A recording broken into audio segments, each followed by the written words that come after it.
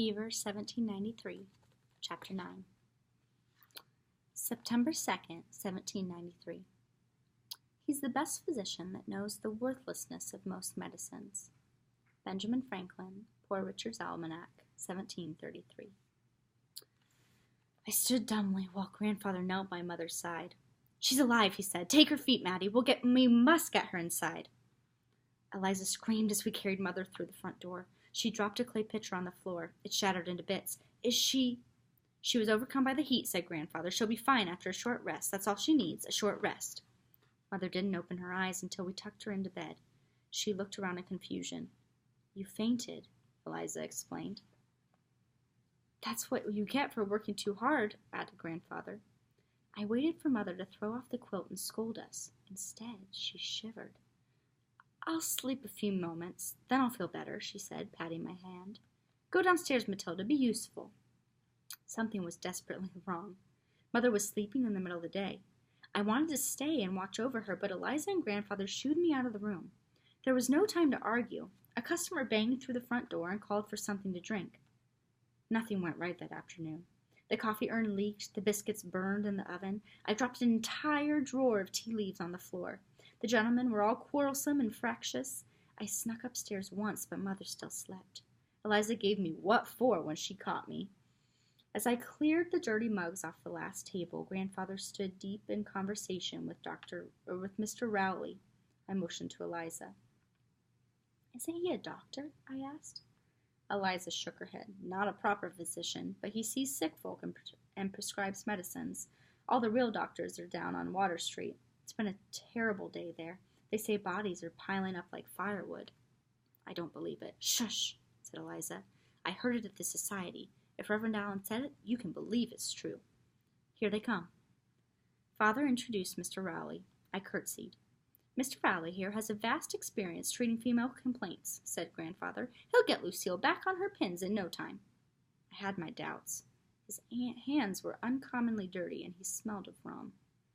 It seemed immodest to let a strange man into our bedchamber, but Grandfather and Eliza showed him in to see the patient. I followed close behind.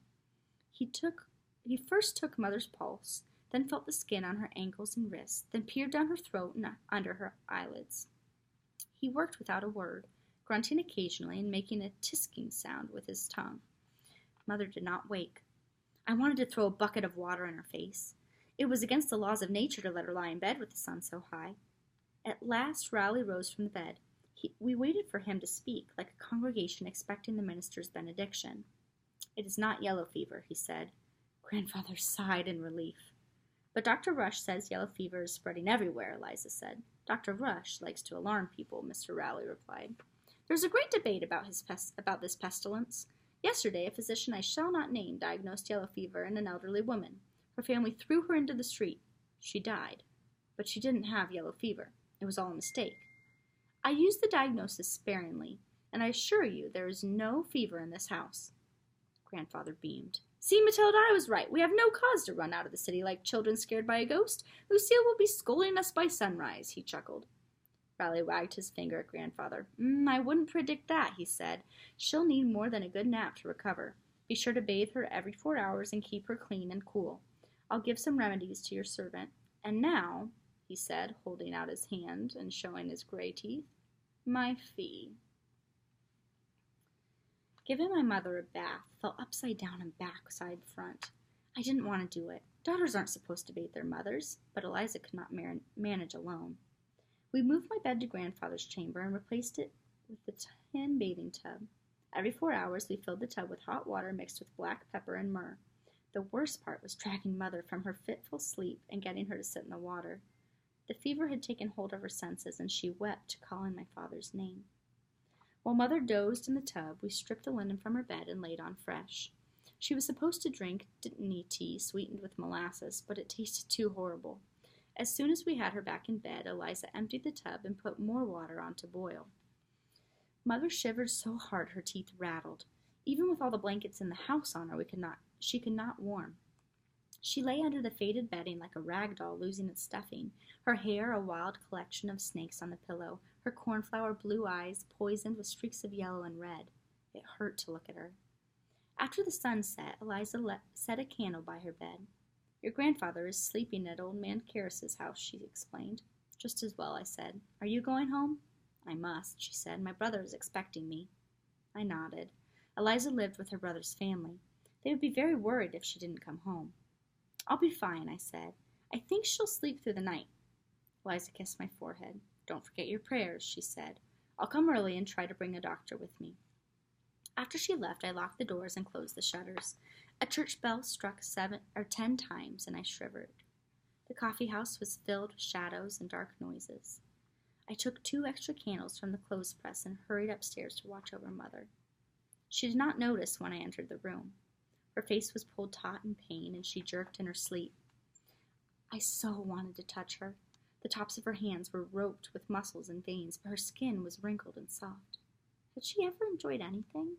Had every day been a struggle? Perhaps death would be a release, a rest for the weary.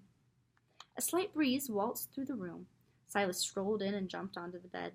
He settled himself so gently by her feet that she did not stir. No mice would disturb her. That was understood. Mother wrinkled her brow and moaned. I smoothed her hair. I'm here, Mother, I whispered. Be still. She shook her head from side to side on the pillow. Tears threatened again. I sniffed and tried to control my face. No one could ever tell what Mother thought or felt by looking at her. This was a useful trait. I needed to learn how to do it. There were so many things she had tried to teach me, but I didn't listen. I leaned over to kiss her forehead. A tear slipped out before I could stop it. I quietly sat beside her and opened my psalm book, praying for deliverance, or at least the dawn. I must have dozed off. One moment, the room was still. The next, Mother flew off the pillows and was violently ill, vomiting blood all over the bed and floor. Her eyes rolled back in her head. I jumped up from the stool. Eliza! I screamed, help! There was no answer. Eliza was gone. I was alone. I forced myself back to the bed. Mother panted heavily. Everything will be fine, I said as I sponged her face clean. Just lay still. Her eyes opened and I smiled at her. Tears pooled in her eyes and spilled down her cheeks. She opened her cracked lips. Go away, she whispered. Leave me. I recoiled as she leaned over the bed and retched a foul-smelling black fluid onto the floor. Oh, stop, please stop, I begged. Leave me, Mother shouted in a ragged voice. Leave me, go! I tried to help her back onto her pillows, but she pushed me away and shook her head. Go away, she repeated. I ran, sobbing, to the window. Breathing in the fresh air helped calm my stomach. The houses along the street were shuttered tight and dark. I had to help her. She was depending on me. Let me clean you up, I began as I turned away from the window. You'll feel better in a clean shift. Maybe a bath? Would you like a bath again? She was breathing as fast and heavy as a runaway horse. Her hands fumbled along the mucky sheet until it found the small book of Psalms I had dropped. I'll put on some water to boil. Mother threw the book weakly at my head. Out, she croaked. Don't want you sick. Go away. And that's where we're going to end. We're going to have to come back for chapter 10.